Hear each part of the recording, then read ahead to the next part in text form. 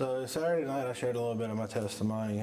Today I'm going to start from the beginning. I'm from Huntington, West Virginia. I was born in 1985. I have 3 sisters. I have 3 kids. I have one sister with my mom and dad who lives in West Virginia, and she helps take care of my kids. My kids are in my mom's custody. When I was 4 years old, I was laying in my room and I was sick. My eyes started to swell up on me, and I wouldn't blow my nose. I ended up having a sinus infection called orbital cellulitis. I got a scar right here. My mom asked me, did I want to go to the hospital? And I told her no, I wanted to wait until in the morning. About a half an hour went by and she said she got a gut feeling that she needed to take me to the hospital. So she took me to the hospital and they took me in for emergency surgery. They said that if she would have waited 30 more minutes, I'd have been dead. So that was God talking to my mom. My mom didn't even realize it. Fast forward a couple years, and then I was fishing with my mom, my dad, and my uncle showed up. That lives down in Huntington. And we were at a dam, and there was a gap in between 2 rocks. And I went to jump across the gap, and when I jumped across, my foot slid when I went to jump, and I smacked my head off the other rock, and I fell in the water. And at dams, if anybody knows anything about fishing, the water's usually rough anyways. Well, it had just been raining, so it was even rougher. And I never even seen a hand come in the water. I don't remember my hand coming in the water. My uncle said that he never even seen me. He just stuck his arm in the water. And when he did, he grabbed hold of me and pulled me out. That was God working in my life as well. And then I used to be a very angry and violent person.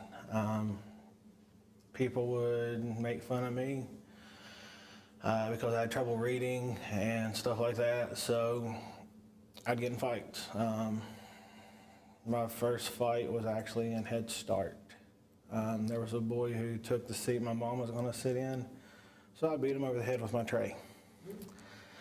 And then it just continued from there. I fought all through school. People started making fun of my sister because she used to be bigger. So I'd get in fights over her, and then it was just one thing after another. If there was a reason to fight, I would fight because I enjoyed it.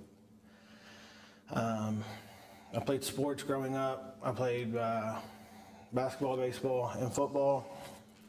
My main sport ended up being baseball. I had a baseball scholarship to a college in Kentucky. But in high school, I didn't pay attention.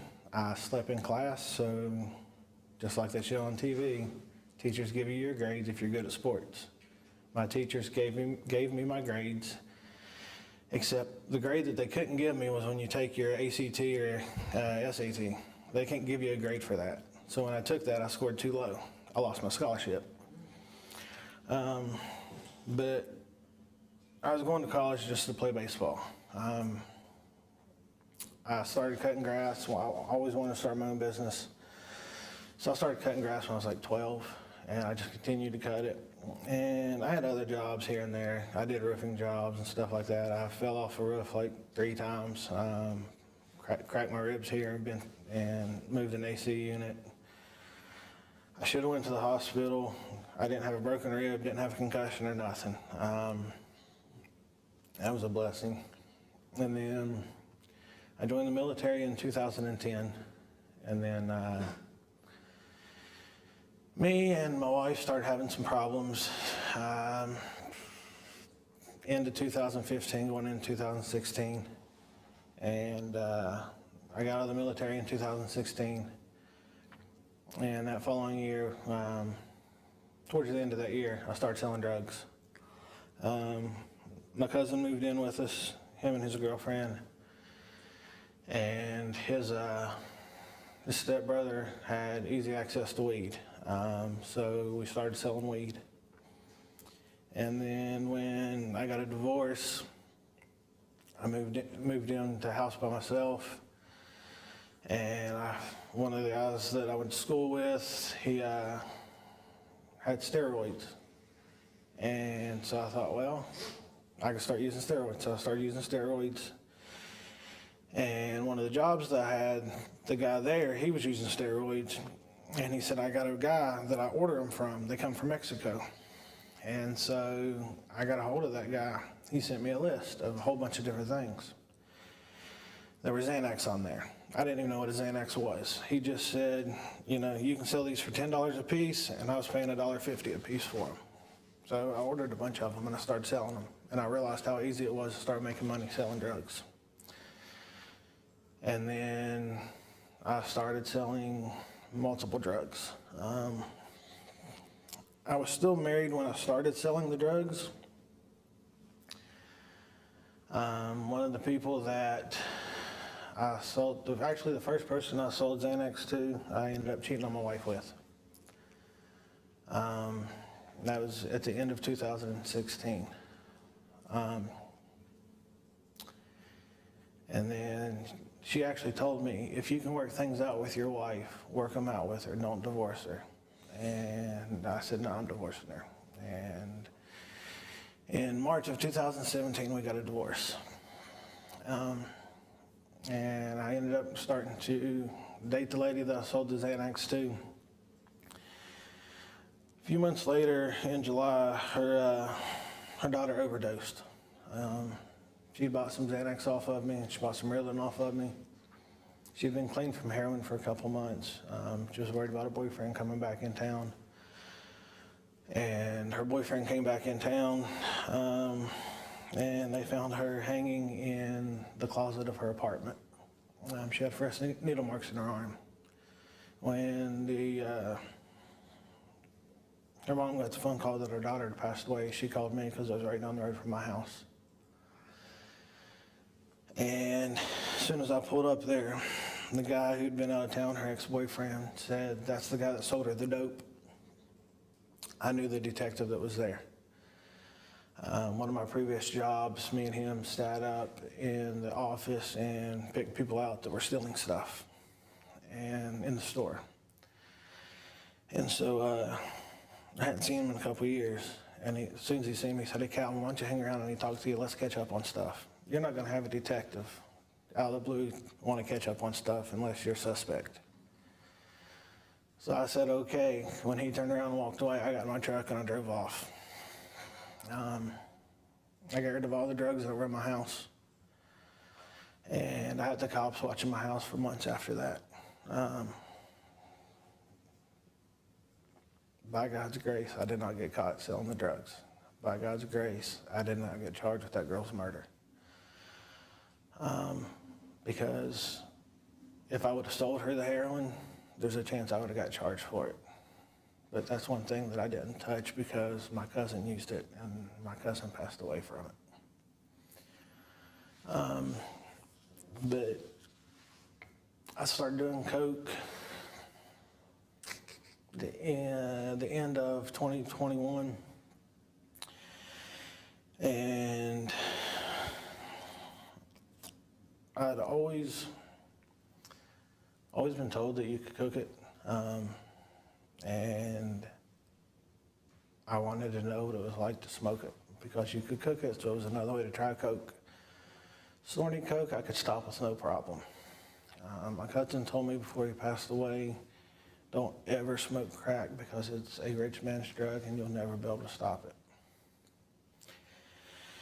I found out that somebody that I knew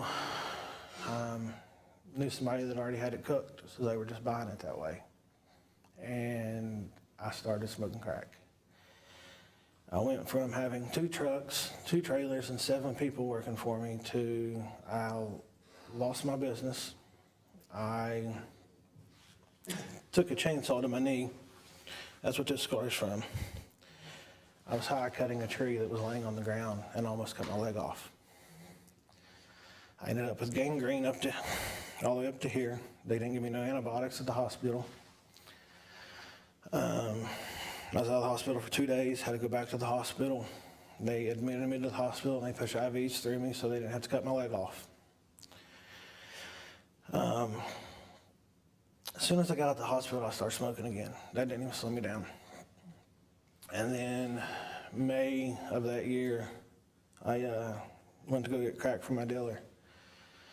And he was messed up. And he gave me the wrong stuff. He gave me heroin. I hadn't seen heroin. I didn't know anything about heroin. When he gave it to me, I smoked it. I was dead for 11 minutes. No heartbeat, no oxygen.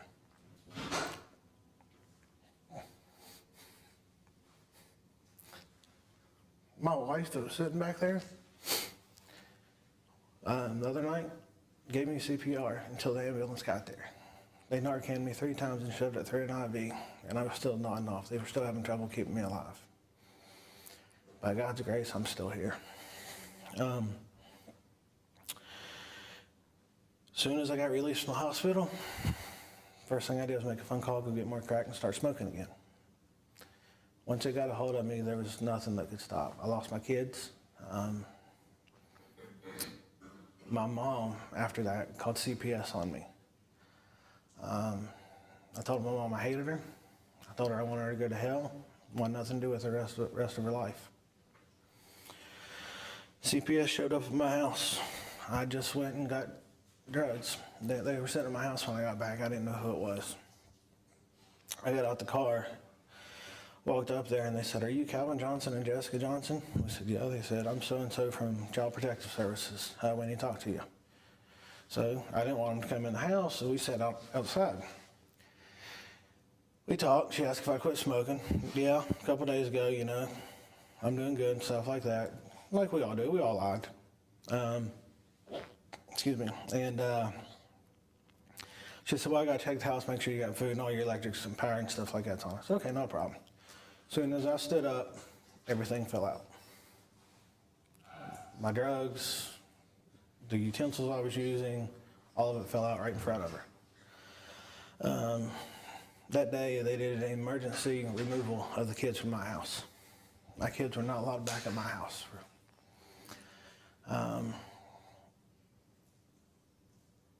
But that didn't slow me down.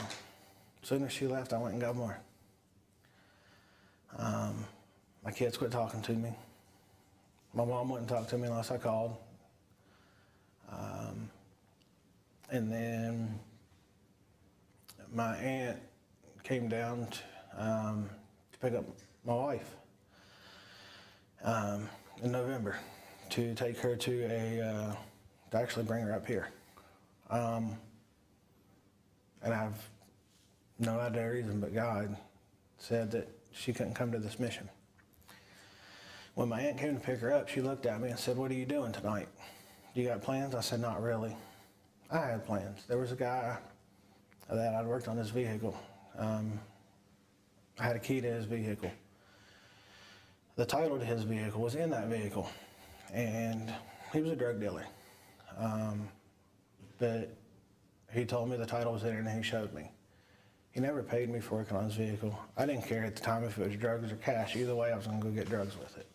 He never paid me, so I was planning on stealing his vehicle. Well, that day my aunt picked up my wife. She looked at me, she said, "Well, good, go pack a bag, you're leaving." I said, "Okay." I packed a bag, went to filming for King and Country for their movie that they have. And when we got to the winery where they was doing the filming at, I just laid in the grass and I just looked up at the sky, just talking to God. I didn't really know why, because I didn't think I deserved to be here. But on October 16th, before my aunt picked me up, I told my son that I'd be there to help him tie his tie for his formal dance, his first formal dance. That morning, I started smoking again. I never made it to help my son, so he quit talking to me. And then when I was with my aunt, we were in the hotel, and she said, "If I can get you into a program, will you go?" I was being a smart aleck. I said, "Yeah, the first one you get me in, I'll go to." 30 seconds later, my cell phone rang. It was on a Saturday night. Resident directors do not call people on a Saturday night to tell them they're accepted in a program from their personal cell phone. I got a phone call from a resident director that was here at the time, told me I was accepted into the program. I said, how can I be accepted into the program? I haven't even filled out the application. I haven't even talked to you. I don't even know what this is. She said, because God said you are. Isn't that it?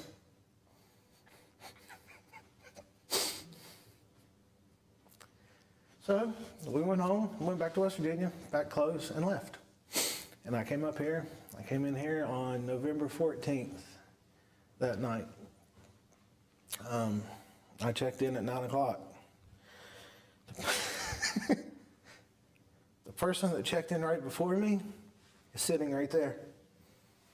They checked AJ in. As soon as they were done checking him in, Charles Hope walked outside to take a puff off his vape. He took one puff and looked up. I was getting out the car. He said, you're Calvin, right? I said, yes, sir. He said, all right, come on, let's go check you in. So him and another guy named Tony Sapika, they checked me in, and I started the program. The following week, there was a teacher that came. AJ was the only one that I told, besides a female that was here, that I told about that vehicle I was going to go take. There was a teacher, it was Hector. It was over in the old sanctuary where the office is now. He taught class, and as he went to walk out, he grabbed his suitcase, his little briefcase. He turned around and looked at me and said, you're Calvin, right? I said, yes, sir. He said, don't go steal that black Escalade at home. You're going to steal before you came here. I didn't tell anybody what color it was or what kind of vehicle it was, but it was a black Escalade that I was going to go steal. So that got my head rolling. Well, maybe I'm actually supposed to be here. So I got to talking to AJ, and he give it a chance, stuff like that. And we all have these thoughts that go through our head, well, I can be here a couple weeks, I can be here a month, and I'll be okay. That's a lie. That's the devil. So time went by, and I always sat here like this with my arms crossed, never said nothing to nobody. I was always angry. Couldn't figure out why I was angry, except that I didn't want to be here. This place wasn't for me. And then AJ walked in about a month and a half after me being in the program. And I'd cry up in the room, but I wouldn't cry in front of people.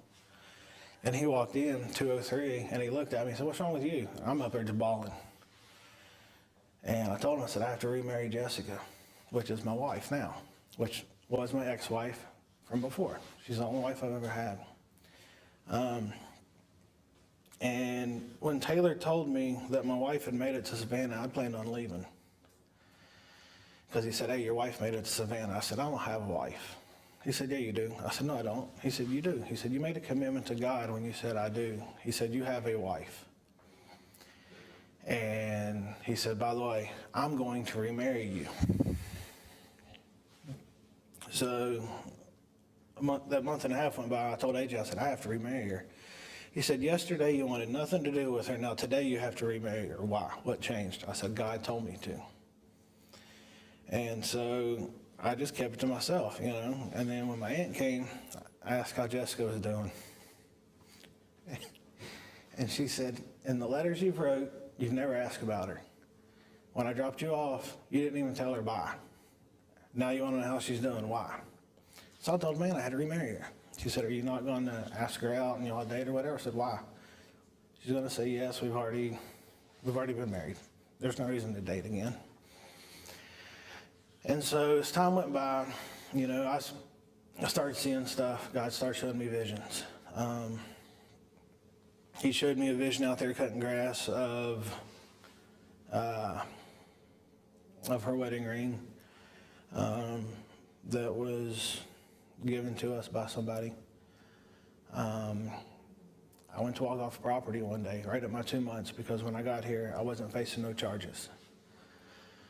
On my 2 months, when I could make my very first phone call, I found out I was facing 3 charges from the state of West Virginia for my kids, because I left them with my mom.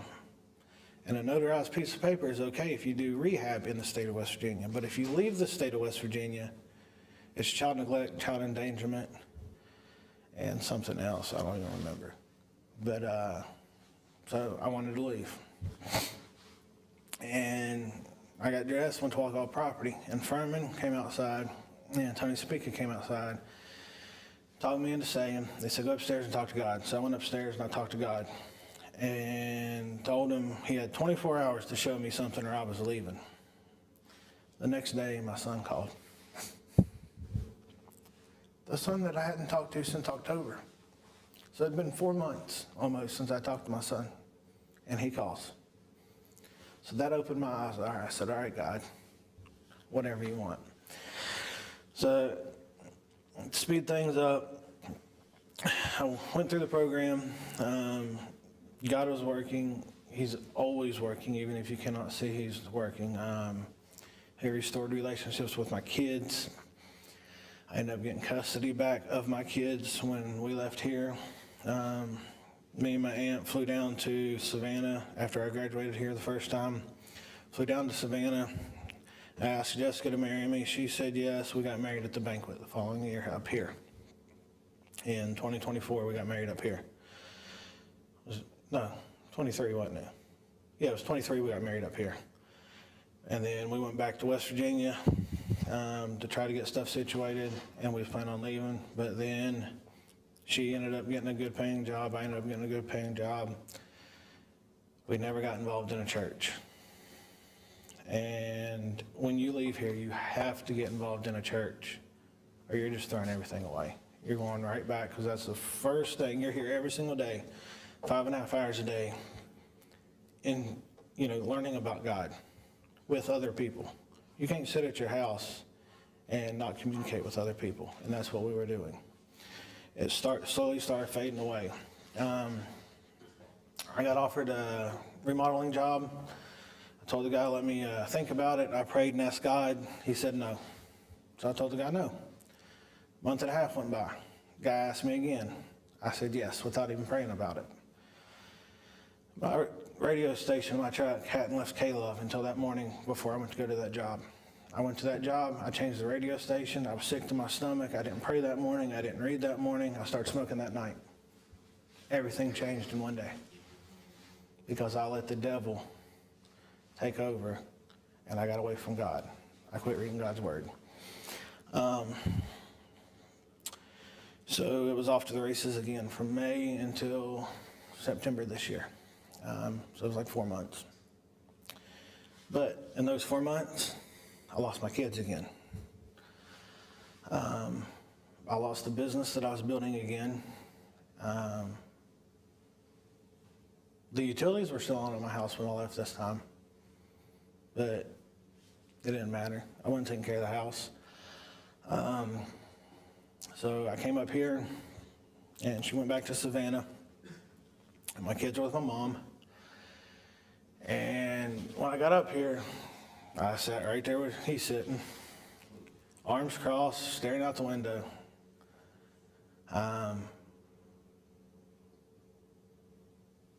Did not plan on making here, planned on killing myself on the way here. I was going to total my truck. But I got here on a Saturday, GI chores right off the get-go. Because if you're a repeater, you don't get grace. So luckily, I watched everybody do GI chores, and I went for lunch, and then we had work projects after that. I was out there pulling weeds for work projects. My mom pulls back up with a pack of T-shirts. She tried to hand them to me. I said, you got to go in the office. I can't talk to you. I wasn't getting her up for that. Everybody else is like, just give her a hug. I said, nope, ain't doing it. I know what the rules are. It's easy to be obedient in here. It's a completely different story when you're out there and you can do whatever you want. So I was here a week and a half, and Eric and me had some words. But that was just God working stuff out through us. I love the man to death now. People didn't understand why I was the way that I was. Because when it comes to the rules, I'm very strict. If you're on a smoke pit and you've been warned once and you say another cuss word, I'm just going to write you up. I'm not even going to tell you again. You're going in the office, you're all right, James 3, 1,000 word comp. It don't matter to me. But the reason I'm like that is because I went through the program once, I graduated, and I know how easy it is to get things switched around. And if you're back here again, I don't even give you that grace period. If you say the cuss word one time, I was going to write you up. Because it's that easy to get things switched out there. And if you've already been through here, you already know the steps, you already know the rules. So, like, my mindset was it was about the rules, period. There was no give or take. And I remember Eric asking me one day, I was out there sweeping, and he asked me, he said, how can you be so obedient to the rules? And I told him that I've been out there. I've already done this, and I've been out there, and I know how easy it is to get everything switched back. But we're all going to break the rules. No matter what you do here, no matter what position you're in, there's going to be a rule that you're going to break. Don't come in here and think you're not going to write. Because it's going to happen. There was a person in Savannah said, I ain't been rode up yet. I don't get rode up because they don't catch me. Don't say that. You're drawing attention to yourself, especially when you say it to me because I'm going to catch you. But, you know, when Ashley was here, she was my senior counselor, and I always told her, you know, I could never give up my kids. I will not give up my kids completely. Cannot do it, cannot do it, cannot do it. So when our Christmas program came around, the part that I had to read was when God was talking to Abraham.